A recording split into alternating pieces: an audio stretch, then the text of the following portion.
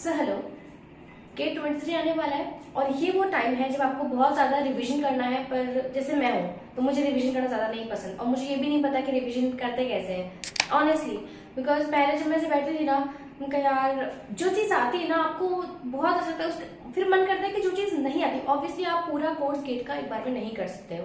आपको हर बार एंड में कुछ ना कुछ ऐसा रह जाएगा कि यार ये और थोड़ा और पढ़ लेता, क्या पता इससे क्वेश्चन आ जाए। तो नहीं, ऐसा नहीं करना होता है। आपने जितना पढ़ा है आप उसको रिवाइज करना है एज यूजुअल। यही सबसे अच्छी चीज है, क्योंकि वहां जाके आपको जो आता होगा ना वो 50-50 आता होगा। जो बिल्कुल ही एकदम न्यू आपने जो रिसेंटली पढ़ा है ना वो भी 50-50 आता होगा, क्योंकि वो भी आपसे जस्ट उठा के क्वेश्चन नहीं पूछते हैं ना। थोड़ा तो आपको कंसेप्चुअल थोड़ा तो आपको आना ही पड़ेगा। तो इसलिए मैं यहाँ पे जो आपको हेल्प करना चाहती हूँ वो है रिविजन्स को लेकर। कि आप अगर ये जैसे मेरा वीडियो है ये मैं केमिकल काइनेटिक्स का लेके आई हूँ, तो अगर आप ये पूरा देखोगे ना तो आपको पूरा चैप्टर भी रिवाइज हो जाएगा। थोड़े थोड़े फॉर्मुलेस भी आप गो थ्रू कर लोगे कि हाँ ये मैंने पढ़ा था, और उस पर किस टाइप के क्वेश्चन सीधे बनते हैं वो भी हो जाएगा। क्योंकि गेट और नेट इनका क्या सिलेबस बहुत ज्यादा वाइड होता है, तो वो कभी भी ये नहीं चाहेंगे कि आप कोई चीज बहुत रट के और बहुत मतलब एकदम डीप डाउन के कंसेप्ट होगा उसको उठा के, ऐसा कभी नहीं होता। कोई एक्सेप्शन नहीं पूछने वाला है आपसे कुछ खास, अगर जब तक उस एक्सेप्शन में कोई बात ना हो। ठीक है, जैसे 1 मंथ रह गया है तो अपन बहुत ऐसे डिस्टर्ब हो जाते हैं। इतना वाइड कोर्स है, याद रह करने का अपन बहुत बार से पन्ने पलटते रहते हैं। बहुत अपन को क्या बहुत हैक्टिक लगता है, लेकिन उसको भरने को कोई याद भी तो करना पड़ेगा। भरने से क्या मतलब है, राइट? तो ठीक है, स्टार्ट करें फिर। चलो ठीक है, सबसे पहले अपना जो क्वेश्चन आता है, जैसे केमिकल काइनेटिक्स में क्या होता है, वो आपको रिएक्शन के बारे में करता है। अपने ये केमिकल एग्जाम पढ़ा था तो उसके अंदर क्या होता है कि ऐसा कुछ होता है, something A is in equilibrium with B, something ये वाली कंडीशन होती है कि अभी चल रहा है प्रोसेस। लेकिन यहाँ पे ऐसा नहीं है, यहाँ पे रिएक्शन कंप्लीट हो चुकी है। अब आपको इसके काइनेटिक्स के बारे में करना है कि कैसे जो रिएक्शन हुई है अपन क्या चेंज करें कि इसमें और मतलब ये रिएक्शन फास्ट हो जाए या फिर रिएक्शन स्लो हो जाए, अपन इसके बारे में पढ़ते हैं। ठीक है, जैसे ये है, अब सपोज करो यहाँ पे 2 है, यहाँ पे 3 है। ठीक है, सबसे फर्स्ट ही जो क्वेश्चन इस चैप्टर में से बनता है वो है इस रिलेशन के ऊपर, dA/dt माइनस मत भूलना 1/3 dB/dt। यहाँ पे B और A क्या है, concentration of A and B। Okay, 2 and 3 क्या है, स्टोइचियोमेट्री कोएफिशिएंट्स। ठीक है, माइनस क्यों है, क्योंकि डिसअपीयरेंस ऑफ A को बता रहा है। तो यहाँ पे कई बार आपसे पूछते हैं कि आपको डिसअपीयरेंस ऑफ A दे रखा है, मतलब कि ये देता है rate of disappearance of A, ये दे रखा है। ठीक है, आपको rate of formation of B निकालना है, ये आपको नहीं दे रखा होता, ये आपको रिलेशन आपको लिखना होता है। 2 आप यहाँ 3 आप यहाँ लेके आओगे, देन ये हो जाएगा, तो आपको ये निकालना है ना। तो ये आप 3 यहाँ पे लेके जाओ, 3/2 यहाँ पे जो दे रखी होगी वैल्यू रख देना, आपका हो जाएगा सॉल्व। इसमें भी क्वेश्चन आपके होते हैं। एक सेकंड आपका आता है रेट लॉ। रेट लॉ में क्या होता है, जैसे रेट है अब क्योंकि rate directly proportional to concentration की पावर n। n क्या होता है, जैसे यहाँ पे 2 की जगह में मैं n कर दूं, ठीक है एक्सक्यूज मी। ओके, सो 2 की जगह यहाँ पे n कर दिया, तो जितना ज्यादा आप कंसंट्रेशन रिएक्टेंट की कंसंट्रेशन को बढ़ाओगे उतना रेट बढ़ता रहेगा, सीधी सी बात है। तो यहाँ पे क्या होता है कि रेट क्योंकि डायरेक्टली प्रोपोर्शनल टू कंसंट्रेशन की पावर n के, तो अपन रेट को क्या लिख सकते हैं कि कंसंट्रेशन n। ठीक है, यही आता है। यहाँ पे क्या होता है, रेट कांस्टेंट। अपन को इसका इसके ऊपर एक क्वेश्चन आता है कि इसके रेट कांस्टेंट की यूनिट क्या होती है, यूनिट के ऊपर अपना क्वेश्चन आता है। तो रेट क्या होता है, कंसंट्रेशन पर यूनिट टाइम, तो concentration upon time is equals to K. A क्या है, कंसंट्रेशन की उसमें दे रखा है कि पावर n। कंसंट्रेशन में अपना क्या मोलैरिटी, मोलैरिटी क्या होता है, मोल्स पर यूनिट वॉल्यूम, ये होती है। या फिर अभी अपन इजी में लेके चलते हैं, अपन कंसंट्रेशन नहीं लेके चलते हैं। ठीक है, यहाँ पे कंसंट्रेशन। ठीक है, तो अब यहां से अपन क्या लिख सकते हैं, k is equals to time inverse concentration की पावर 1 माइनस n। बिकॉज यहाँ पे पावर क्या है 1, यहाँ पे n की, यहाँ पे जब नीचे आएगा तो 1 माइनस n। ठीक है, यहाँ पे n क्या है, ऑर्डर ऑफ रिएक्शन। अभी और आपको सिर्फ पता ही होगा, मैं इससे रिविजन करवा रही हूँ, राइट? ठीक है, तो अपनी अब इसको अपन एक और इसमें लिख सकते हैं, ATM की power 1 minus n time inverse. Time कुछ भी हो सकता है, सेकंड में ले लो, मिनट में ले लो। ठीक है, कंसंट्रेशन आपको पता है, मोलैरिटी, ATM ले लो या फिर प्रेशर की कोई भी यूनिट बार हो गई, कुछ भी, तो ये आपका जनरल हो गया। तो इसके ऊपर डायरेक्टली अपने क्वेश्चंस आते हैं, जैसे अपना कुछ भी रेट अपना के की कुछ दे रखी है, जैसे मैंने लिख दिया सेकंड इनवर्स ठीक है। अब मैं बोल रही हूँ कि कौन सा ऑर्डर ऑफ रिएक्शन का है, तो यहाँ से ये और ये आप कंपेयर करोगे, आप 1 माइनस एन की वैल्यू, तो यहाँ पे क्या 1 minus N is equal to 0, क्योंकि यहाँ पे किसी की पावर, यहाँ पे कंसंट्रेशन की पावर 0 तो होगी, अभी तो 1 हुआ ना, ठीक है। तो 0 is equal to 1 minus N, तो ये अपन कर लेंगे सॉरी एन अपना इधर के, तो एन इज इक्वल टू 1, तो ऑर्डर ऑफ रिएक्शन क्या हो गया 1। ऐसा आपको बहुत बार ऑर्डर ऑफ रिएक्शन निकालना होता है, इस वाले कंसेप्ट को आप नहीं भूले हुए, ठीक है। सेकंड अपना जो क्वेश्चन आता है इसके ऊपर जो रेट लॉ है कि जैसे सपोज करो इसी क्वेश्चन की बात कर लेते हैं, हाँ ठीक है, तो इसको मैं क्या लिख सकती हूँ के ए की पावर एन, ठीक है। Let's suppose N is equals to 2, जैसे कि मैंने प्रीवियस एग्जांपल में अपने किया था, ठीक है। अब क्वेश्चन आता है कि मैंने ए का जो कंसंट्रेशन है उसको मैंने डबल कर दिया, ट्रिपल कर दिया, तो रेट जो मेरे रेट बनेगा वो कितना टाइम मेरा बढ़ जाएगा, क्योंकि ऑब्वियसली मैं डबल करूंगी, मैं बढ़ाऊंगी तो बढ़ेगा, तो सही चीज है।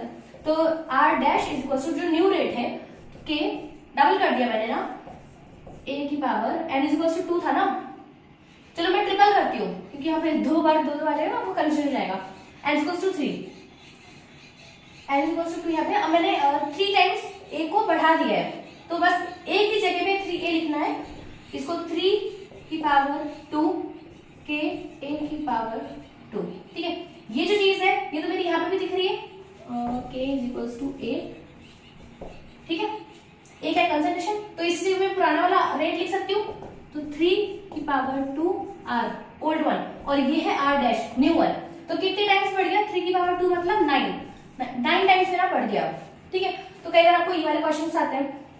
एक और इसमें क्वेश्चन आता है जिसमें आपको वॉल्यूम का रिलेशन होना होता है, जैसे अपना के है, कंसंट्रेशन क्या है मोल्स अपॉन वॉल्यूम, ठीक है, इसकी पावर एन है। अब मैं बोल दूं कि मैंने जो नया मुझे रेट निकालना है लेकिन मैंने वॉल्यूम ना हाफ कर दिया है, तो मैं कैसे करूंगी, के मोल्स वॉल्यूम मैंने हाफ किया ना, तो v बाय 2, इसका जो n चल रहा है वो n, ठीक है।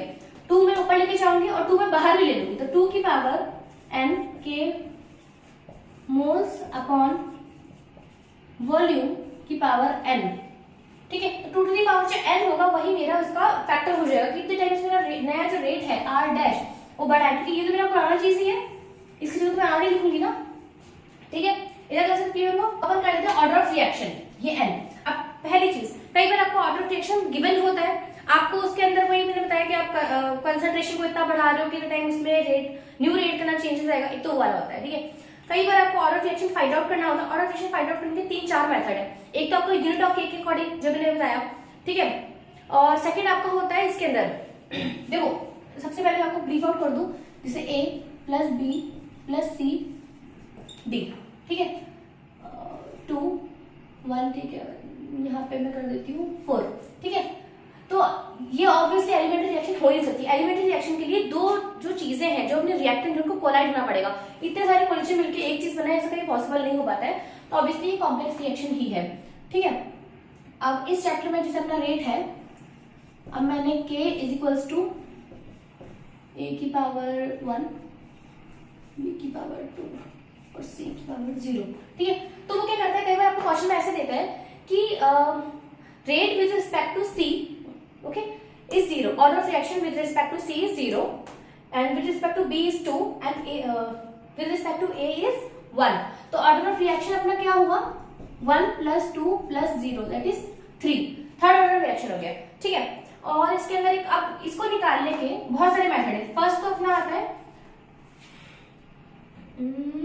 हाँ टेबल फॉर्मेशन, इसमें क्या होता है, जैसे सपोज करो यहाँ पे आप यहाँ पे ए दे देंगे, B C and then rate, ठीक है। यहाँ पे बहुत सारे इनके वैल्यूज होगी कि बी के कंसंट्रेशन है, सी के वाले कंसंट्रेशन है, यहाँ पे रेट मैंने ये किया है, क्योंकि रेट क्या है कि अपन ने चेंज देखा, उसके अमाउंट में चेंज देखा विद रिस्पेक्ट टू टाइम, तो ये अपन अपना खुद ही कैलकुलेट कर सकते हैं। कैलकुलेशन सपोज करो मैंने स्टार्ट जब किया तो मैंने 2 मोल अपना ए लिया, 1 मोल बी लिया, टाइम 0 था, ठीक है, देख लिया। अब 5 मिनट बाद देख लिया, 5 मिनट बाद मेरा ए कितना बचा है मैंने देखा, ग्राम में कैलकुलेट किया, ठीक है। तो अपन जो चेंज होता है अपन उसको रेट बोलते हैं, ठीक है। तो ये मैंने थ्योरेटिकली अपने कैलकुलेट किया, अपन ने नहीं किया, वो करके देंगे। अब अपन को इन सब डेटा से निकालना होता है कि एन कैसे निकालना है। इसमें आप क्या करते हैं, सपोज करो कोई सी भी, हमेशा ऐसा होगा कि दो वैल्यूज ये वाली और ये वाली सेम दे देंगे और ए की डिफर करेगी और रेट डिफर करेगा, तो इसमें अपन लिखेंगे क्या, रेट। अब ए का मेरे को नहीं पता, मैंने एक्स ले लिया और बी का वाई ले लिया, सी का मैंने जेड ले लिया, ठीक है। ये है रेट 1, रेट 1 के अकॉर्डिंग ए बी सी ले लिया और उसका एक्स वाई जेड। रेट 2 के अकॉर्डिंग डिवाइडेड बाय रेट 2, अपन को उसे डिवाइड करना होता है। ए का मैंने एक्स ले लिया, बी का वाई, सी का जेड ले लिया, ठीक है। बी और सी की कंसंट्रेशन चेंज नहीं हुई तो ऐसा कर देगा ऐसे। अब ये और ये कुछ डिफरेंस, सपोज करो मैंने 2 टाइम्स कर दिया यहाँ पे, ठीक है, 2 टाइम्स मेरा हो गया, सॉरी हाफ, क्योंकि विद टाइम तो रेट कम होगा ना, जिससे हाफ हो गई कंसंट्रेशन और रेट कुछ वैरी करे। तो अपन दोनों को ये वैल्यूज पता है, यहाँ रख दोगे, इन दोनों का वैल्यू पता है, खाली एक्स और नहीं पता, तो मैंने A dash divided by A dash whole power X, यहाँ पे दोनों को वैल्यूज पता है और वो एक्स तो निकालना है, तो आप सीधे पावर के अकॉर्डिंग कर सकते हैं। एक्स निकालोगे फिर अपन किसी और के देखेंगे जिसमें ए ही सेम रहेगा, बी चेंज करेगा, सी सेम रहेगा, तो ऐसे करके आप A B X Y Z निकाल सकते हो। और जब दोनों को तीनों को ऐड करोगे तो आपका ऑर्डर ऑफ रिएक्शन आ जाएगा, ठीक है। एक तो वाला क्वेश्चन बनती है, अपन एक छोटी सी डेरिवेशन करते हैं, आप सबको पता होगा। उसके बाद अपन एक जनरल एक्सप्रेशन निकालते हैं, ठीक है। इसको आप ऐसे भी याद कर लो, या फिर ए n-1 1 upon a naught n-1 plus n-1 kt, इसको उधर ले जाओ, 1 upon a n-1 minus 1 upon a naught n-1 is equals to n-1 kt, ठीक है। इसमें आप n की वैल्यू 0 से लेकर कुछ भी रखते जाओ accept n is equals to 1, ये आप सबको पता है, ठीक है। तो ये अपन करके एक्सप्रेशन निकालते हैं। जैसे सपोज करो n is equals to 0 रख दो, तो जब 0 से 1 upon a, तो यहाँ पे मैं देखो, तो मैं इसमें रख दूंगी 0, n is equals to 0। इनमें से जो आपको सही लगेगा आप वो याद कर लो, या तो ये याद कर लो या ये याद कर लो, कुछ भी याद कर लो, ठीक है। n is equals to 0, zero order reaction निकालने के लिए जीरो ऑर्डर रिएक्शन के लिए अपन निकाल रहे हैं, तो 1 प्लस 0 दैट इज -1 kt, तो which is equals to a not minus kt, ठीक है। तो इसके लिए अपन ग्राफ्स कुछ दे देते हैं वो लोग कि सपोज करो यहाँ पे a है, यहाँ पे टाइम है, तो y is equals to mx plus c, अपनी स्टैंडर्ड स्ट्रेट लाइन इक्वेशन होती है। तो यहाँ पे m क्या है माइनस के, a नॉट अपना समथिंग ऐसे तो ये मेरा a नॉट है because it is equals to c, and t मेरा x पे आ गया है, तो स्लोप मेरा कितना है माइनस के, तो ये मेरा स्लोप है m is equals to minus K. कई बार आपको ग्राफ दे देते हैं, आपको बताते हैं कि ना, आपको बोलते हैं कि कौन सा ऑर्डर की रिएक्शन है, तो आपको ये जो लाइन, ये कैसे आप करोगे, आपको ये चीज याद होनी चाहिए। सीधी सी बात है, आप एग्जाम में यहाँ से यहाँ नहीं आओगे, आपको zero order, first order, second order, इन तीनों के लिए आपको ये इक्वेशन, ये वाली नहीं, जो इनकी रिस्पेक्टिव इक्वेशन है आपको याद करोगे, उसके अकॉर्डिंग आपको ग्राफ थोड़े बहुत याद होंगे। नहीं तो आप सिंपली इक्वेशन लिखो। सपोज करो मैंने लिख दिया ln a is equals to ln a not, वो अपने आप ही ग्राफ में देता है क्या किसके वर्सेस क्या ग्राफ बना रहे हो, और ये स्लोप है, ठीक है। तो जनरल एक दो तो स्लोप हमको याद होता है, कुछ नया उसने कुछ कर दिया, तो आप रिलेट करोगे, उसके अकॉर्डिंग आप स्लोप देखोगे आप अपने अकॉर्डिंग आपको देखोगे कौन सी वाली इक्वेशन से मैच कर रहा है। सेकंड अपना होता है ये अपना a by a not equals to e to the minus kt, ये अपना किसके लिए होता है, फर्स्ट ऑर्डर रिएक्शन के लिए होता है, ठीक है। यहाँ से एक और एक्सप्रेशन आता है kt is equals to 2.303 log a not by a। इसके अंदर क्या होता है, यहाँ से अपने ये वाली इक्वेशन भी आती है। अब इसके अंदर जितना फर्स्ट ऑर्डर है, अब सपोज करो मैंने बोल दिया a वर्सेस t का जो ग्राफ है समथिंग एक्सपोनेंशियल डिक्रीज है, तो आपको कैसे पता चलेगा कि कौन से ऑर्डर रिएक्शन। तो यहाँ से देखो a इज इक्वल्स टू, यहाँ पे दो a नॉट ये वाली, ठीक है। तो y is equals to mx plus c, सब देखें तो y पे तो a आ गया, ठीक है। अब एक्सपोनेंट ये देखो e to the power minus K, तो एक्सपोनेंशियल डिक्रीजिंग ग्राफ है, तो ये मेरा हो गया a not. When time is equals to 0, e to the minus 0 is equals to 1, तो a is equals to a not, ठीक है। तो ये मेरा a नॉट यहाँ पर आएगा, और एक्सपोनेंशियल डिक्रीजिंग, तो ये मेरा फर्स्ट ऑर्डर रिएक्शन है। तो ऐसे आप करते करते आप ग्राफिकली आप कर लोगे, ठीक है। तो ग्राफिकली तो आप ये सब कर लोगे कि ऑर्डर फ्रैक्शन आपको कैसे निकालना है, आपको रिलेट करना होता है इक्वेशन से, देन आप उसके बाद आप निकाल लोगे, ठीक है। एक अपना टी हाफ आपको ये वाला याद करना होता है एक्सप्रेशन, ये जनरल एक्सप्रेशन है सबके लिए। n-1 के n0 n-1। ठीक है, इसके अंदर आपको करना क्या होता है, कई बार आपको ऑर्डर ऑफ रिएक्शन निकालना होता है, कई बार आपको इस रिलेशन से भी आपके बहुत सारे क्वेश्चन हो जाते हैं, a0 n-1 इस रिलेशन की, जिससे आप यहाँ पे क्या है, a0 है इनिशियल कंसंट्रेशन ऑफ रिएक्टेंट। ठीक है, ये है हाफ लाइफ। यहाँ पे एक चीज आपको कंसेप्ट मैं आपको क्लियर यहाँ पे कर दूं।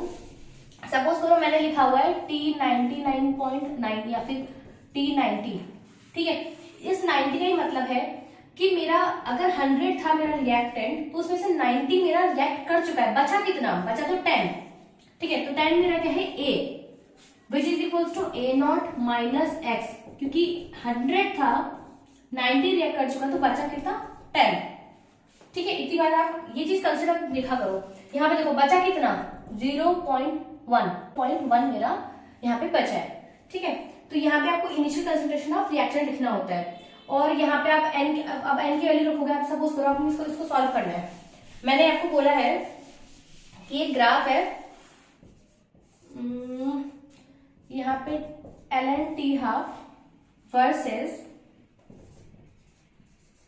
ln a0। यहाँ पे था t half that is equal to a0 की पावर n-1।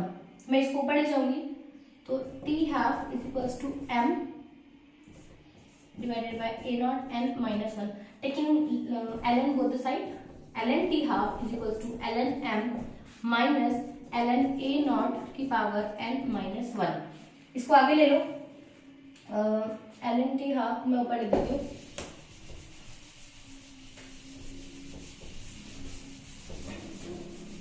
ठीक है, ln t half is equals to ln m minus n-1 आगे आ जाएगा ln a0। पता ना पावर आ जाती है, अब माइनस और इसको करेंगे तो यहाँ पे आएगा 1 minus n ln a0 plus ln m, यहाँ पे आएगा ln t हाफ, तो y x, तो स्लोप कितना हो गया, m is equal to 1 minus n। तो ये समथिंग ऐसे आएगा जो, बिकॉज ln m अपना पॉजिटिव है।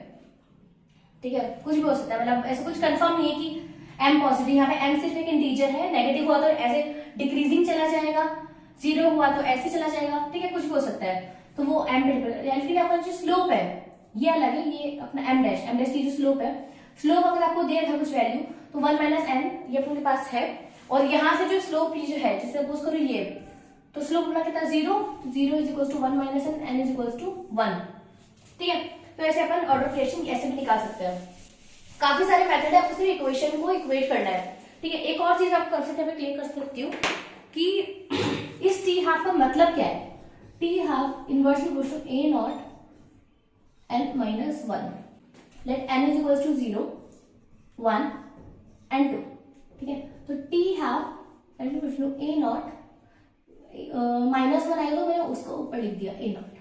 ठीक है, तो T half 1 minus 1 this is 0, तो T half is not proportional to any of the reactant concentration, independent आ गया। अब टी हाफ एंड उसे 2 रखेंगे तो 1/a0। इसका मतलब क्या है कि जैसे सपोज करो यहाँ पे मेरा इनिशियल कंसंट्रेशन a0 है, ये मेरा a0/2, a0/4, a0/8। ठीक है, चलता जाएगा, हाफ होती जा रही है ना कंसंट्रेशन। तो अगर सपोज करो यहाँ पे x है और अगर ये 0 ऑर्डर रिएक्शन है, तो अब a0/2 से लेकर a0/4 तक मुझे जाना है, तो यहाँ पे मेरा हो जाएगा x/2। क्यों? क्योंकि कंसंट्रेशन मेरी कम हो गई a0/2, तो इसके बाद जो मेरा लाइफ टाइम होगा वो भी मेरा जस्ट हाफ हो जाएगा। ठीक है, कंसंट्रेशन कम हो रही है तो इससे मेरा ये लाइफ टाइम भी कम होता जाएगा। ठीक है, और क्योंकि अगर ये फर्स्ट, ये तो हुआ 0 ऑर्डर के लिए, अगर फर्स्ट ऑर्डर है तो ये x because independent of concentration of reactant, और अगर ये सेकेंड ऑर्डर रिएक्शन है तो फिर कैसे होगा x, 2x, 4x, ऐसे ये बढ़ता चला जाएगा कि जैसे जैसे कंसंट्रेशन अपनी कम हो रही है टी हाफ बढ़ता जा रहा है। तो ये अपना हो गया n इज इक्वल्स टू 2 के लिए, n इज इक्वल्स टू 1 और n इज इक्वल्स टू 0 के लिए। ठीक है, ये मीनिंग है, दैट्स इट। बाकी अगर आपको कोई सा भी रिएक्शन दे रखा है कि अगर आपका ए इतना बचा है, ए नॉट इतना है, टाइम कितना लगेगा मुझे यहाँ से यहाँ जाने में, तो आपको इक्वेशन से करना है। इक्वेशन का स्टैंडर्ड अपनी जो इक्वेशन थी उससे आप उसके लिए निकालोगे, फिर आप याद करोगे। जैसे अपनी 2 के लिए मैंने आपको आधा को याद ही करना है। A is equal to A not minus K T, zero order के लिए हो गया। A by A not is equal to A minus K T, ये फर्स्ट ऑर्डर के लिए हो गया। 1/a minus 1/a not is equal to K T, ये अपना सेकंड ऑर्डर के लिए होगा। ठीक है, ये क्वेश्चन आपको यूज करनी है और आपको अपना टाइम निकालना है, कुछ भी निकालना है, कितना बचा है वो आप निकालोगे। ठीक है, इतना आपको हो गया। तो अभी वो अपनी फर्स्ट ऑर्डर रिएक्शन जो मैंने अभी लास्ट टाइम पढ़ी थी उसके थोड़ी बहुत एप्लीकेशन सॉल्व होती हैं, उसके आपको डायरेक्टली फॉर्मूले याद करना है। फॉर्मूले मतलब ऐसे सिंपल है, सपोज करो मैंने कोई प्रेशर वाली चीज ले ली, जैसे ए पी प्लस सी। ठीक है, इनिशियल इसका प्रेशर है पी आई, इनका कुछ भी नहीं है, यह P I minus P P P. ठीक है, होता क्या है कि अपने पास कंटेनर का पी टोटल होता है, मतलब टोटल प्रेशर होता है, ये पी नहीं होते। अब मुझे वैसे इक्वेशन में क्या करना होता है, K T is equal to 2.303 log of P not by P not minus X कह लो, या फिर इसी को ही अपन पी कह लेते हैं। ठीक है, अब वो पी नॉट माइनस कि ये कितना बचा है, पी नॉट माइनस पी मतलब ये वाला।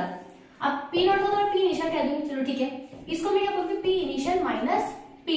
अब मुझे पी की वैल्यू निकालनी पड़ेगी, तो अपन क्या होता है यहाँ से ये जो इक्वेशन होती है यहाँ से अपन को पी जो है ना ये वाला, ये अपन in terms of P total निकाल लेते हैं। जैसे यहाँ पे हुआ P initial minus P plus 2p is equal to P total.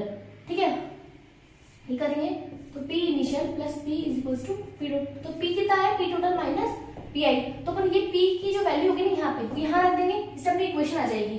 ठीक है, तो ये तो अपन कर लेंगे, इस टाइप की अपनी इक्वेशन करना होता है, ये अपन ने ऑलरेडी बहुत पहले सीखा हुआ था। इस सेकंड अपनी इक्वेशन आती है जिसके अंदर रोटेशन ऑफ शुगर, उसके अंदर आपको ये याद करना है, इसका मैं ज्यादा कुछ तो नहीं बता पाऊंगी। R not minus R infinity R T minus R infinity, इसमें आपको जो भी है रोटेशन एट पर्टिकुलर टाइम जो है, ये आर नॉट मतलब initial time, infinity time, T मतलब एट पर्टिकुलर टाइम, और ऐसे इसमें विद साइन आपको रखना। सपोज करो आर इंफिनिटी में -19 का रोटेशन है, जैसे डेक्स में से लिवो जा रहा है या कुछ भी है, तो आप -19 एज इट इज -19 ही रखोगे। ठीक है, और एक बार ऐसा आता है कि अपना कि एक पर्टिकुलर टाइम पर रोटेशन 0 हो गया, तो आप इस रोटेशन को 0 रख दोगे, ये वैल्यूज आपको गिवन होगी, और इससे आप उस टाइम को निकालो किस टाइम पे रोटेशन 0 हो गया। ठीक है, एक वाली एप्लीकेशन होती है। एक सेकंड एप्लीकेशन वाली भी होती है जिसमें हाँ सॉलिड का डिकम्पोजिशन होता है। जैसे सपोज करो ए कोई सॉलिड है, ठीक है, वो किसी बी गैसेस के अंदर जा रहा है एंड सी गैसेस में जा रहा है। ठीक है, तो इसके ऊपर आप डायरेक्टली ये चीज याद कर लोगे, 2.303 log P infinity divided by P infinity minus P total. क्योंकि यहाँ पे जो प्रेशर ये जो है पी इनिशियल माइनस पी, तो प्रेशर क्या है, जो गैसेस जो अपना प्रोडक्ट जो बना है उसी का तो पी टोटल, कंटेनर का टोटल प्रेशर ऐसे निकालोगे, जो गैसेस स्पीशीज है उसी का तो टोटल प्रेशर लगेगा। तो ये प्रोडक्ट का जो पी माइनस पी है ना, तो इस प्रेशर को ही अपन पी टोटल लिख देते हैं। और टी हाफ अपने इसके लिए होता है 0.693 डिवाइडेड बाय के, ये अपना फर्स्ट ऑर्डर के लिए। फर्स्ट ऑर्डर यहाँ पे खत्म हो जाता है। सपोज करो मैंने, अब आपको सब कुछ आता है, ठीक है, मैंने आपको बोला कि मुझे एक्सटेंट ऑफ रिएक्शन निकाल दो। एक्सटेंट ऑफ रिएक्शन का मतलब होता है कितना मेरा अमाउंट रिएक्ट कर गया पर कितना मेरा था। ठीक है, या फिर मैं बोल दूं कि फ्रैक्शन ऑफ अमाउंट रिमेनिंग, तो मैं A not is equal to A by A not, ये भी फर्स्ट ऑर्डर रिएक्शन के हिसाब से अपन निकालते हैं। ठीक है, क्लियर में फर्स्ट ऑर्डर रिएक्शन क्या होती है, A by A not into the power minus K T, ये होती है। ए क्या होता है, ए नॉट माइनस एक्स, इसको बोलते हैं अपन एक्सटेंट ऑफ रिएक्शन, इस पूरे को अपन बोलते हैं फ्रैक्शन ऑफ अमाउंट रिमेनिंग।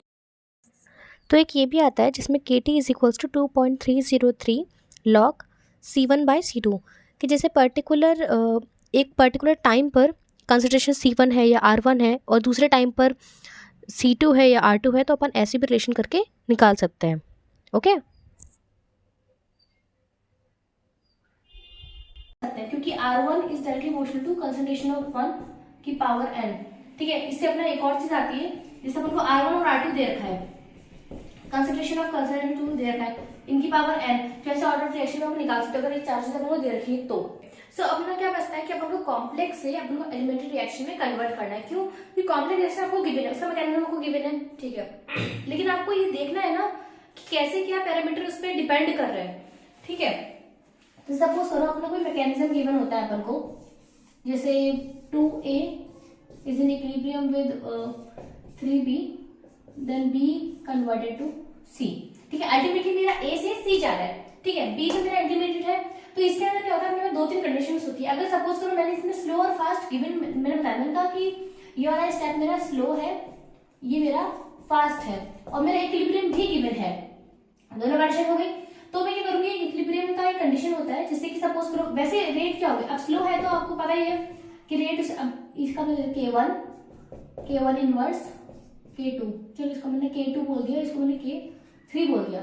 आने का इधर का K1 है एंड बैकवर्ड डायरेक्शन का K2 मेरा रेट है, तो K3 कंसंट्रेशन ऑफ B, ठीक है, 1 है, ठीक है। ये मेरा स्लो स्टेप है, लेकिन B जो है इसकी कंसंट्रेशन मुझे पता ही नहीं क्योंकि इंटरमीडिएट है। तो इसमें हम क्या करते हैं, rate of formation of B is equal to rate of disappearance of B, ये करते हैं। ये अपना होता है स्टेडी स्टेट अप्रोक्सीमेशन। बट यहाँ पे क्या है, स्लो फास्ट भी गिवन है और इक्विलिब्रियम भी है, तो फिर इक्विलिब्रियम लगाएंगे तो K1 बाय K2 कर लेंगे। K1 क्या है, A की पावर 2 B की पावर 3, ठीक है। नहीं मैंने गलत किया, ठीक है। तो अपन यहाँ पे इक्विलिब्रियम कंडीशन लगाएंगे कि इक्विलिब्रियम क्या होता है, प्रोडक्ट की concentration power 3 sorry and A की power 2 which is equal to forward upon backward, ठीक है। तो यहाँ से आप B की वैल्यू, यहाँ पे तो क्यूबिकल और समथिंग ऐसे पहुंच गया, बट ठीक है, तो बाद में कर लेते हैं। B is equal to what, A2 K1 by K2 की पावर 1 बाय 3, ठीक है। अब ये जो B है इसको मैं कहाँ रख दूंगी, इसके अंदर, तो K3 K1 by K2 1 by 3 A की पावर 2 1 बाय 3, अल्टीमेटली ये आ गया। अब यहां से मुझे क्या करना है,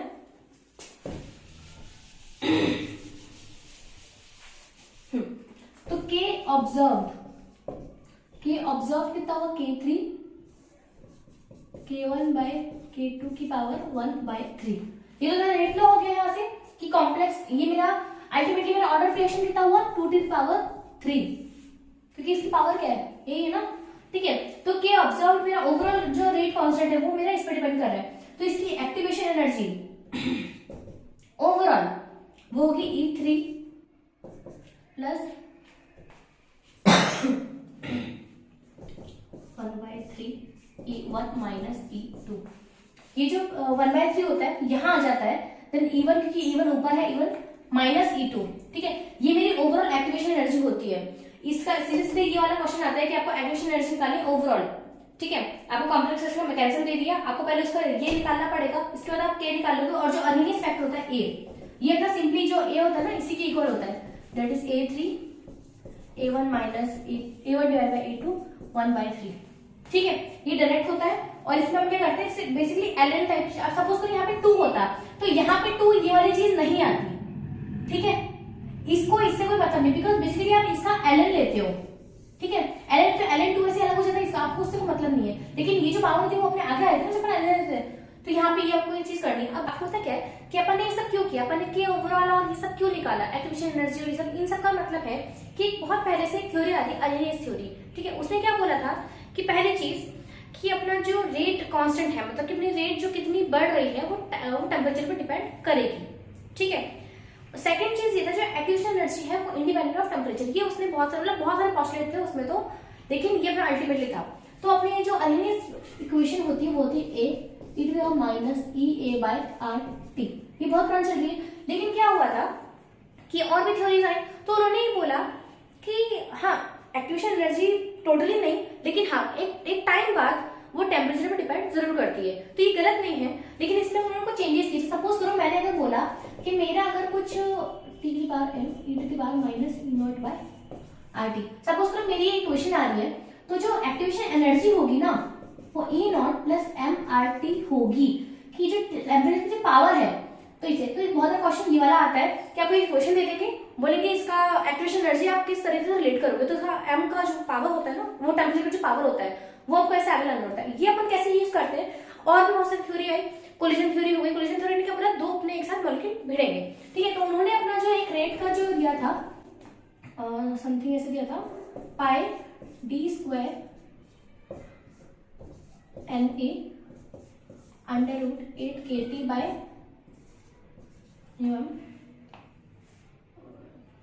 dot sigma e to the power minus E not by RT by mu. तो उन्होंने ये दिया था, ये है अपना कोलिजन थ्योरी। कोलिजन थ्योरी ने क्या बोला कि तो मॉलिक्यूल से भी डिपेंड करती है, ये अपना ओरिएंटेशन हो गया। अब ये एक्टिवेशन एनर्जी नहीं बोलते, इन्होंने E नॉट लिया, ठीक है। ये अपना होता है स्पीड, एवरेज स्पीड आपने देखा होगा। ये अपना होता है एरिया पाई डी स्क्वायर। यहाँ पे क्या है, ये एवरेज डायमीटर है, जैसे अपने radius of A plus radius of B divided by 2। ये जब आप करोगे तो भी आ जाएगा, ठीक है।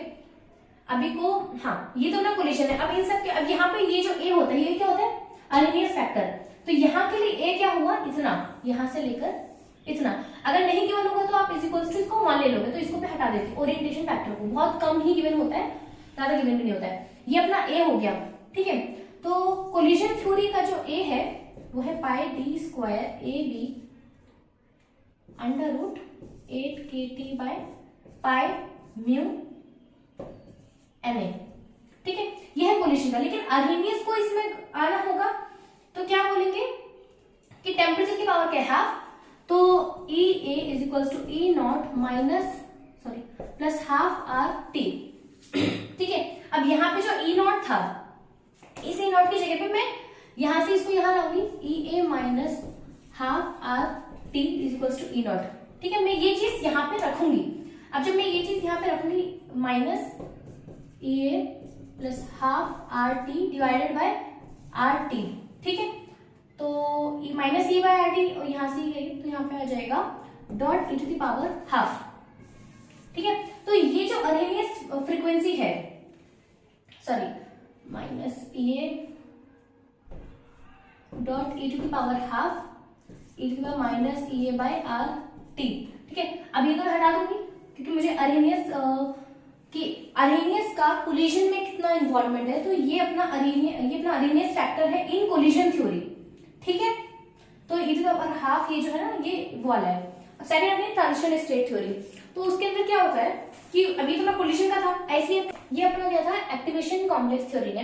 यहाँ पे क्या है, के इक्विलिब्रियम। अब वो इसको चेंज करना होगा, तो ये अपना चेंज ऐसे करता है कि G is equals to minus RT ln K equilibrium, ठीक है। यहाँ से अपन G के टर्म्स में, और G को इसने क्या एक और क्या बोला हुआ है, delta G delta H minus T delta S। Delta G को भी अपन ने इसके टर्म में रखा है, यहाँ पे delta H is equals to delta E plus delta NGRT, ठीक। तो आप के इक्विलिब्रियम को G के टर्म्स में रखोगे, G को आप इनके टर्म्स में रखोगे और H को आप इसके टर्म्स में। तो यहाँ पे अपना जो बनता है अपना collision theory, sorry activated complex theory का जो रेट कांस्टेंट है वो ऐसा कुछ होता है। तो ये अपना है एक्टिवेटेड कॉम्प्लेक्स थ्योरी का रेट कांस्टेंट, ठीक है। अब यहाँ पे अपन और वो क्या अरेनियस का लाना है इसमें रिलेशन, तो टेम्परेचर की पावर क्या है 1। तो यहाँ पे activation energy is equals to E star plus RT। तो E स्टार की जगह पे E माइनस RT लिखूंगी, ठीक है। तो यहाँ पे E स्टार की जगह पे क्या लिखूंगी, E माइनस RT, ठीक है। जब मैं ये करूंगी तो यहाँ से इसमें सिर्फ इस वाले को सॉल्व कर रही हूँ, E to the power minus A by RT plus E to the power RT by RT that is 1। तो E टू द पावर 1, तो इस चीज को बाहर रखेंगे। अब इसके हिसाब से अरेनियस फैक्टर क्या हुआ in activation complex theory, E to the power 1 मेरा बाहर आया ना, तो E to the power 1 minus this, इतना मेरा बन जाएगा, ठीक है। बिकॉज यहाँ से जो 1 आएगा मैं उसको बाहर ले लूंगी और ये चीज मेरी इधर रहेगी। तो ये मेरा हो गया A कि Arrhenius factor in activation complex theory.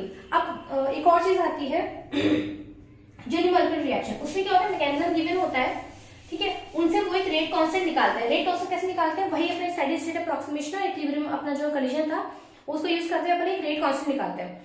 तो ये कुछ अपना रेट लॉ बनता है अपना यूनिमॉलिक्यूलर रिएक्शन के अंदर। ठीक है, इसमें ज्यादा कुछ नहीं, बस वो ये पूछते हैं कि लो कंसंट्रेशन ऑफ ए जो होगा उस पे ऑर्डर ऑफ रिएक्शन कितना होगा और हाई पे कितना होगा। तो इस पे होता है ऑर्डर ऑफ रिएक्शन 2, लो पे 2 होता है, और हाई पर अपना होता है order of reaction. Activation complex theory, इसके अंदर अपन ने जो किया था delta H star is equal to delta A star plus delta N G R T, ये होता है। ठीक है, और अपना जो एक्टिवेशन एनर्जी है वो होता है E star plus R T.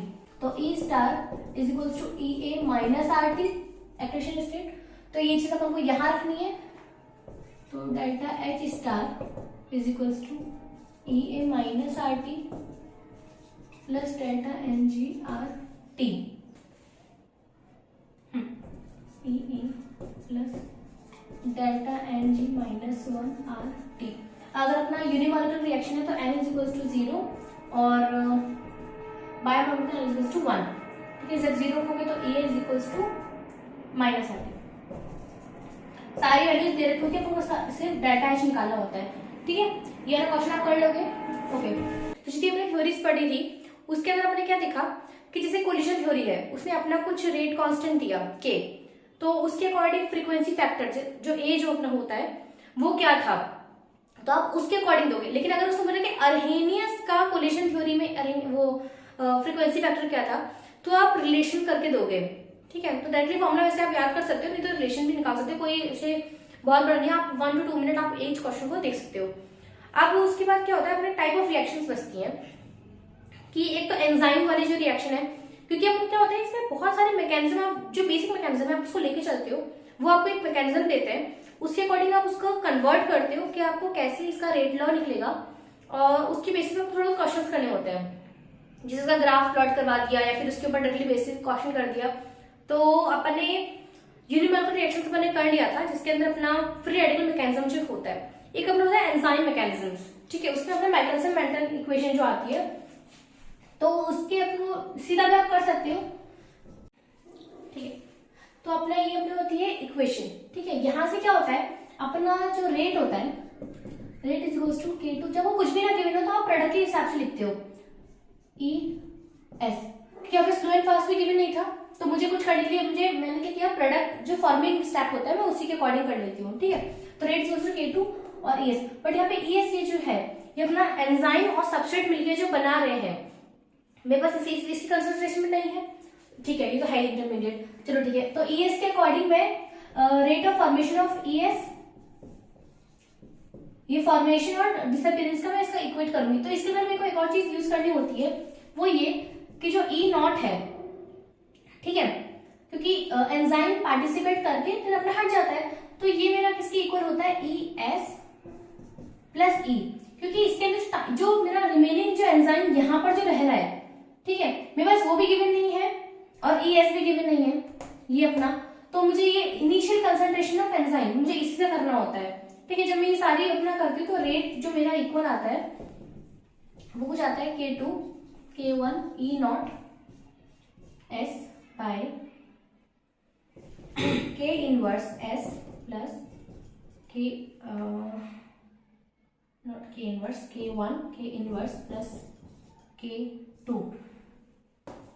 तो इसको मैं डिवाइड कर लेती हूँ K2 E0 S by S plus K inverse plus K2 by K1, और इस पूरे को मैं बोलती हूँ Km, माइकलसन मेंटन कांस्टेंट। ठीक है, ये इक्वेशन होती है वाली। अब इसके अंदर क्या होता है, 3-4 कंडीशंस हो जाती है कि जब S, तो ये अपना मैं इसको पूरे को मिटा के क्या बोल सकती हूँ, Km। ठीक है, ठीक है, जब S बहुत ज्यादा बड़ा हो Km से, जब S अप्रोक्सीमेटली इक्वल हो Km के, या फिर Km बहुत बड़ा हो, जब S बहुत बड़ा होगा तो अपन इसको, ये बहुत ज्यादा बड़ा है, ठीक है, तो Km इसके नेग्लिजिबल हो जाएगा, तो ये नेग्लिजिबल होकर ये हट जाएगा, तो K2 E0 is equals to K2 E0, तो ये होती है मेरी मैक्सिमम रेट। ठीक है, when S is equals to K, तो यहाँ पे जो अपना Km था, तो इसको मैंने S लिख दिया, S लिख दिया, S, तो यहाँ ये मिलके मेरा हो जाएगा 2S, S कट गया, तो ये हो जाता है K2 E0 बाय 2। तो तो ये होती है आर मैक्स बाय 2, ठीक है। और Km बहुत ज्यादा बड़ा होगा तो यहाँ पे था S प्लस Km, Km बहुत ज्यादा बड़ा है तो S में नेग्लिजिबल कर दिया, ठीक है। तो K2 E not by Km S, तो ये मेरी ऑर्डर ऑफ रिएक्शन 1, ठीक है। और इसके अंदर दो अपने प्लॉट्स होते हैं, एक होता है लाइन वीवर कर्व और होता है एडिंग-हॉफ-स्टी, ठीक है। एक होता है 1/r वर्सेस 1/s, एक होता है r/s वर्सेस r, ठीक है। तो यहां से मैं आपको लिख बता रही हूँ थोड़ा सा। इसके दो जो ग्राफ होते हैं ये आपको याद करने होते हैं, क्यों? क्योंकि जैसे ये अपना r है, r equals to K2 K1s K1 मैंने हटा दिया ना, s E not by K1s K1 plus Km, r मेरा ये है, ठीक है।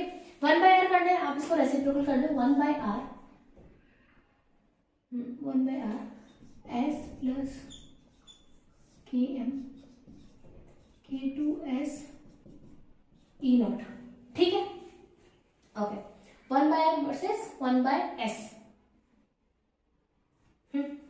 तो इसको सेपरेट करो, 1/K2 plus Km K2 E not S, तो ये मेरा 1/s मुझे यहाँ दिख रहा है, 1/r दिख रहा है, ये मेरा स्लोप हो गया, ये मेरा इंटरसेप्ट हो गया, ठीक है। तो इसका मुझे समथिंग ऐसा कुछ मिल जाएगा, इंक्रीजिंग टाइम। ये है मेरा 1/r, ये है मेरा 1/s, स्लोप मेरा ये है Km bye K2 V not, क्या था मेरा r मैक्स, ठीक है। तो कई बार क्या होता है वो ग्राफ दे देता है, आपको स्लोप दे देगा, स्लोप के बाद आपको इन चीजों की वैल्यू निकालनी होती है, K2 की निकालनी, कई बार आपको बोलता है K इनवर्स निकालो, अब K इनवर्स में आप देख रहे हैं, बट क्या आप भूल रहे हो कि जो Km है ना वो है K inverse plus K2 by K1, ठीक है। तो आपके पास K1 होगा, Km होगा, K1 होगा, K2 सब कुछ होगा, आपको K इनवर्स निकालना होगा, तो आप ऐसे निकालोगे। और एक और चीज आप भूल जाते हो कि K इनवर्स और K1 क्या है, जो K इक्विलिब्रियम है वही है K1 by K inverse, K forward by K inverse. Suppose आपके इक्विलिब्रियम भी गिवन है तो आप यहाँ से भी आप दो चीजें करके निकाल सकते हो, कुछ भी रिलेशन दे सकता है। फिर अपना होता है कैटालिटिक एफिशिएंसी, वो होती है K2 बाय Km, और एक होता है टर्न ओवर नंबर, वो होता है K2। जैसे बोलिए आपको टर्न ओवर नंबर निकालना है और आपको सब कुछ गिवन है तो आपको निकालना है K2, ठीक है। और अपना ग्राफ होता है एडिंग-हॉफ-स्टी, उसमें होता है r/s वर्सेस r, ठीक है। r क्या है K2 E not S K1 plus Km, ठीक है। तो r/s, तो आप r/s इसको s को यहाँ पे ले आओ, सॉरी यहाँ पे s आएगा, यहाँ पे भी s है, तो अपना ये होता है। तो आप इसके अंदर कन्वर्ट करोगे, देन आप जब सॉल्व करोगे तो ये समथिंग कुछ ऐसा आएगा, जिसमें स्लोप आएगा -1/Km और इंटरसेप्ट आएगा r max which is equals to K2 E not r max by Km, ठीक है।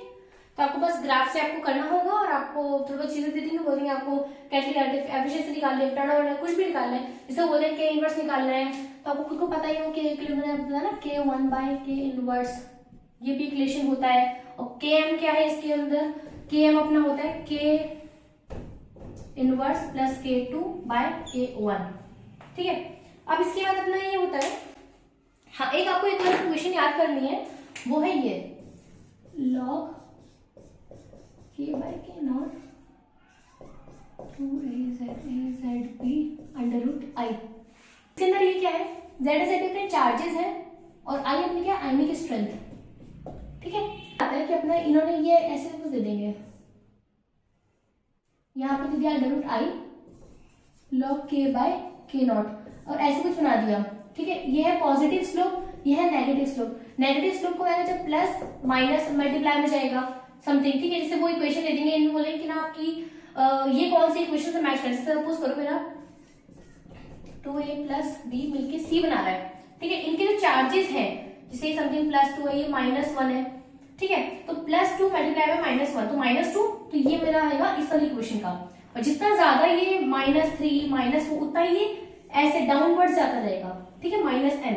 ऐसे पॉजिटिव, और ये अपना होता है 0 के लिए, m is equal to 0 slope. और सब ये तो अपने वाले जब दो ए एंड बी, जब दो स्पीशीज है, सपोज करो अपने 3 species A B C 3 species देती है, तो उसका आप कैसे लिखोगे, log k by K naught 2a, यहाँ पे सबका product z a z b plus z b z c plus z c z a और अंडर रूट i। ठीक है, ठीक है, ओके। सो नेक्स्ट अपना आता है टाइप ऑफ रिएक्शंस। ठीक है, ये अपना लास्ट टॉपिक रहेगा इस चैप्टर का। तो इसके अंदर क्या होता है, देखो 3 तरह की होती है। एक तो होती है रिवर्सिबल और ऑपोजिंग। इसके अंदर क्या होता है, जैसे अपने इनिशियल कंसंट्रेशन में ए, ठीक है, इसमें सिर्फ आपको फॉर्मूले याद करने हैं, आपको बिल्कुल डायरेक्टली फॉर्मूले पे ही आपको स्टेप पुट करना है। आपने खुद देखोगे थोड़ा स्टफ होते हैं, लेकिन हाँ ये है, इसमें डायरेक्टली आपको लिख के बता दिए। ठीक है, जैसे ए अपना है, अब ए एक पर्टिकुलर टाइम के बाद एक्स यहाँ पे बना है, ए माइनस एक्स में लेफ्ट है, इक्विलिब्रियम में क्या हुआ एक्सी, तो इसका एक सीधा फॉर्मूला कि आपको इस एक्स की आपको किसी भी टाइम पीरियड पे अपन जाना चाहते हैं कि कितना मेरा प्रोडक्ट फॉर्म हो गया है। ठीक है, तो मेरा एक्स कैसे निकलेगा, वो अननोन तो यही है ना, एक्स कैसे निकला, केवल ए, यहाँ पे ए नॉट। ठीक है, ये ए नॉट है initial concentration, k equals to k1 A naught by k1 plus k inverse 1 minus e to the power minus k1 plus, ये सारे प्लस हो जाते हैं। ठीक है, अब यहाँ पे ये जो होता है ना, इसी को मैं बोलती हूँ XE। सपोज करो आपको निकालना पड़ेगा कि XE क्या है, या फिर मैंने बोला कि मेरा x तो चलो इतना है, मेरा रिमेनिंग अमाउंट कितना बचा है, तो a माइनस एक्स, तो जब मैं x निकाल लूंगी तो a में से माइनस कर दूंगी, sorry a not minus x. ठीक है, सेकंड अपना आता है पैरेलल रिएक्शन। इसमें क्या होगा, एक अपना रिएक्टर देखो, उससे अपने बी और सी बहुत सारे अपने ऑर्गेनिक रिएक्शन अपन देखते हैं ना कि एक ही रिएक्टर से अपने कितने सारे प्रोडक्ट बन जाते हैं ऐसे। तो ये कॉन्सेप्ट k1 है k2 है, इनके कोफिशिएंट्स n1 n2। ठीक है, तो b बाय c का जो रेशियो होगा वो ये वाला होगा, ये अपना जो मल्टीप्लाई डिवाइडेड बाय दिस। ठीक है, परसेंटेज ऑफ b मतलब n1 k1 डिवाइडेड बाय ये प्लस परसेंटेज ऑफ c अपन कैसे कर देंगे n2 k2 बाय ये टोटल पावर डिवाइड कर देंगे। ठीक है, इनटू 100। ठीक है, एवरेज एक्टिवेशन एनर्जी कैसे निकालेंगे, k1 e1 activation energy a plus k2 activation energy divide by k1 plus k2। इसके अंदर क्या होगा, बेसिकली पता है यहाँ पे जो b है ना, ये आप सपोज करो यहाँ पे मैंने d बना दिया, e बना दिया, यहाँ पे k3 है k4 है, मुझे b निकालना है। सपोज करो मुझे रेशियो नहीं निकाला, तो मेरा b पता है कैसे निकलेगा, सिंपली जो ऊपर की तरफ ना ये b का कोफिशिएंट क्या है k1 a not divided by k1 plus k2, जितने भी आपके गिवन है k4, सपोज करो 4 मैंने d e तक बना रखे हैं। ठीक है, तो 1 minus e to the power minus ये अपने k1 प्लस k2 यहाँ पे सबके ऐड करके 10 ऐसे। ठीक है, सपोज करो c निकाला, c का कोफिशिएंट क्या है अपना k2, तो k2 आप ऊपर रखोगे, बाकी सब ऐसे ऐड करते जाओगे, तो ये अपना हो गया पैरेलल रिएक्शन का। थर्ड अपना है कॉन्जुगेटिव रिएक्शंस। इसमें क्या होता है, एक से पहले इंटरमीडिएट बनता है, इस इंटरमीडिएट से अपना प्रोडक्ट बनता है। तो a के रिस्पेक्ट में तो फर्स्ट ऑर्डर रिएक्शन है, तो a naught e to the minus k1 t, k1 अपना यहाँ पर है।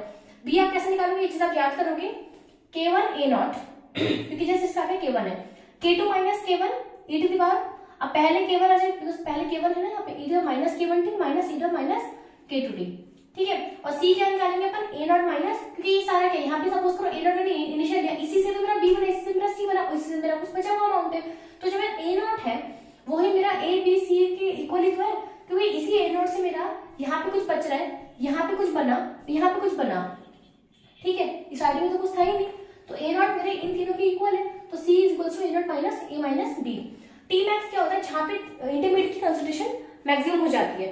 ठीक है, तो मेरा टी मैक्स निकलता है n k1 by k2 divided k1 minus k2, और इस टाइम पे b मैक्स कितना होता है, k2 बाय k1, इन दोनों की पावर है, k2 बाय k1 की पावर है k2 by k1 minus k2 और whole multiplied by a not. ठीक है, मुझे पता है आपको बस यही फॉर्मूला याद करना है, ये वाला b ये तो याद ही होगा, और एक ये वाला, इससे पैरेलल रिएक्शन से भी आप कर लोगे। ठीक है, एक अपने थोड़ा बहुत ग्राफ्स होते हैं जो कंसेप्चुअल है, जैसे कंसंट्रेशन बाय टाइम। सपोज करो मैं बोलूं कि k1 बहुत ज्यादा है, मतलब मेरा b बहुत जल्दी बना, अब देखो a तो मेरा कम हो ही रहा है, एक्सपोनेंशियल डिक्रीज है, तो एक्सपोनेंशियल डिक्रीज मैंने कर दिया, ये मेरा a है। ठीक है, अब k1 बहुत ज्यादा है, मतलब एकदम से मेरा b तो मैक्सिमम पोजीशन पे आ ही जाएगा, फिर उसका कम होता जाएगा, और याद रहे a नॉट से तो कम ही होगा ना। ठीक है, b मेरा एकदम स्टीप हाई होगा, तो ये मेरा है b, और c मेरा k2 बहुत कम है, तो मेरा धीरे धीरे ये ऐसे बनेगा। ठीक है जी, ये धीरे धीरे धीरे धीरे ऊपर जाएगा। एक मेरा ग्राफ होता है जब K2 बहुत ज्यादा हो K1 से, ठीक है। तो इस टाइम पे क्या होगा कि A तो मेरा ऐसे ही कम होगा, C मेरा एकदम बहुत जल्दी बढ़ेगा लेकिन इससे कम रहेगा, ठीक है। और B जो है ना मेरा एक यहाँ पे ना इंडक्शन टाइम पीरियड, कि B मेरा बहुत स्लोली करके एक कांस्टेंट बुक वर्ड है, इसको बोलते हैं इंडक्शन टाइम, ठीक है। ये मेरा ऐसे करके ऐसे है, ये मेरा यहाँ से है, वापस कर देती हूँ वाला, ऐसे करके कांस्टेंट गया, फिर ये यहाँ से बनेगा, क्योंकि जब कुछ B बनेगा उसके बाद ही C बनेगा ना, तो ये हो गया C, B, ये हो गया A, ठीक है। ये फिर ग्राफ से जाता है। एक छोटी सी चीज लगी है, अब क्या होता है कई बार रिएक्शंस बहुत ज्यादा फास्ट होती है, ठीक है। तो उनको ऑब्जर्व करने के लिए आपको एक दो थोड़ा बहुत मेथड पता होने चाहिए, जैसे रिलैक्सेशन मेथड हो गया, शॉक ट्यूब मेथड हो गया, लेजर ट्यूब मेथड हो गया। तो इनमें क्या होता है रिलैक्सेशन, अब इसके अंदर सिर्फ रिलैक्सेशन से आता है क्वेश्चन कि रिलैक्सेशन से आप ये होता है कि आप क्या करते हैं, जैसे कोई भी रिएक्शन है बहुत ज्यादा फास्ट है, तो इसमें आप क्या करते हैं जो उसका इक्विलिब्रियम है ना, जो बहुत जल्दी आ रहा है, बहुत जल्दी अटेन हो रहा है, अपन उसके अंदर कंसंट्रेशन को हल्का सा डेविएट कर देते हैं, ठीक है। डेविएट करेंगे तो वापस से कुछ टाइम लगेगा उसको वापस से इक्विलिब्रियम अटेंड करने के लिए, तो अपन वहां पे अपन देखते हैं, वहां पे अपन ऑब्जर्वेशन करते हैं, ठीक है। तो यहाँ पे जो डेविएशन होता है delta X is equals to delta X naught e to the power minus K1 plus K2। यहाँ पे क्या इनिशियल डेविएशन, मतलब अपना जो भी था कंसंट्रेशन वहां से वो इक्विलिब्रियम अटेंड कर लिया है, तो ये डेविएशन हुआ है। तो इनिशियल डेविएशन जिसमें के इक्विलिब्रियम अटेंड कर लिया है, यहाँ पे अपन ने क्या किया है कि अपन ने इक्विलिब्रियम पे डेविएट किया है इसको। तो कई बार अपन ये करता है, बट इसमें मेजर जो फॉर्मूला है वो ये वाला काम आता है, K1 plus K2, that's it. इसको बोलते हैं रिलैक्सेशन टाइम। बस इतना ही आपको करना था। एक ही अपना अरेनेस इक्वेशन के ऊपर भी आता है, जैसे अपन ने इसका ln लिया, ln के बाद अपना minus A by R T जो इक्वेशन होता है वो आपको सीधा एक इक्वेशन देंगे, ठीक है। क्वेश्चन के अंदर आपको सिंपल कंपेयर करना है कि एक्टिवेशन एनर्जी क्या होती है, और एक ये जिसके अंदर अपने एक टेम्परेचर पे अपना रेट कांस्टेंट K1 है, एक पे K2 है, देन उसका एक वाला ऊपर वाला जो है फॉर्मूला होता है, इससे भी आप कर लेना। बेसिकली आपने इस चैप्टर में सब कुछ कवर कर लिया है और आपका अच्छा खासा रिविजन भी हो गया होगा कि हाँ आपने ये टॉपिक कर लिए हैं। कुछ नहीं किया, फॉर्मूला सीधा याद कर लो और सीधा इनके ऊपर क्वेश्चन बेस आता है। मैंने ये चैप्टर इसलिए बिकॉज ये बहुत लेंथी चैप्टर है, तो मेरा सोचा अपन इसी से स्टार्ट करते हैं, ठीक है। तो कुछ भी कमी रह गई हो तो आप प्लीज कमेंट कर देना, कुछ ऐड करना हो तो बता देना कि इसमें आप ये और करवा दीजिए, मैं पक्का से करवा दूंगी। और जितना है हाँ इतना काफी होगा एक रिविजन के लिए। तो अगर आपको ठीक है आपको नोटबुक लेके रिविजन भी नहीं करना तो आप ये देख के भी रिविजन कर सकते हैं। Thank you.